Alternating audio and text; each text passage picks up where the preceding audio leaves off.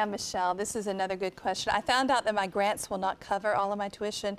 What other aid is available? Yes, that's a great question. There are federal student loans that you can qualify for based off of the FAFSA and filling that out. There's also outside scholarships that I highly recommend a lot of students to apply for. I know they look at it as everyone in the United States is applying for outside scholarships, but I will go ahead and give like a personal experience. We had a student who applied for 3 sorority scholarships. He was a male.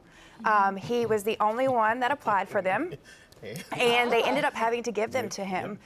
He qualified for every scenario of the requirement, but the only requirement that he didn't meet was the fact that he was a male.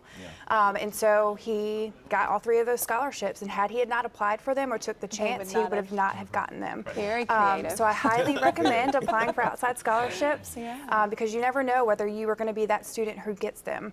It can also be something that you can get from year after year that can help you all 4 years. So I highly recommend that. There's also private loans that I tell my students to look into. Sometimes it is the last resort. It is something that I don't start with. I start with outside scholarships and going into your community, asking for community scholarships and different things like that, and then we end with the private loans. It is something that some of our students do have to do, and it's unfortunate, but at the same time, it is, like I said, last resort. But there's all kinds of resources out there. You just have to look for them. And in order to find out for them, for our high school students, go to your high school counselor. They are probably good resources for you. And then those students who are in college, go to your financial aid office. We are happy to help in any way, shape, or form to help finance college. You guys are not scary, that's what you're saying, right? Yes, they're very friendly and lovely people. Go see them now. I think to add on the outside scholarships is please stay clear of any site that will require you to pay to get an outside scholarship. That's a really Stay good clear point. that there's plenty of free information out there. The other thing on the outside scholarship, and I think you alluded to that, is look locally. Look the organizations that you're greatly involved in. They will likely know you best, and they will likely select you. If you put your hat in a national ring, you may not get it.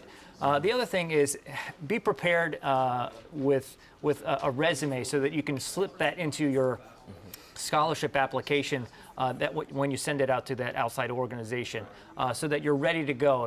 It will just ease the process and you'll be able to apply for more than you think you can. So.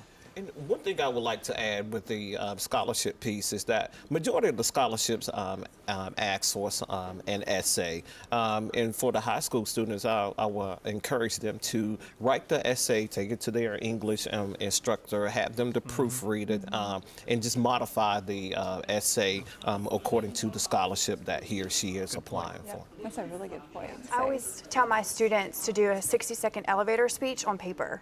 And so all they have to do, they have to do is they have it, the 60-second elevator speech on paper, and copy and paste it onto a next scholarship, outside scholarship information. And so a lot of our students find that to be an easy thing as well.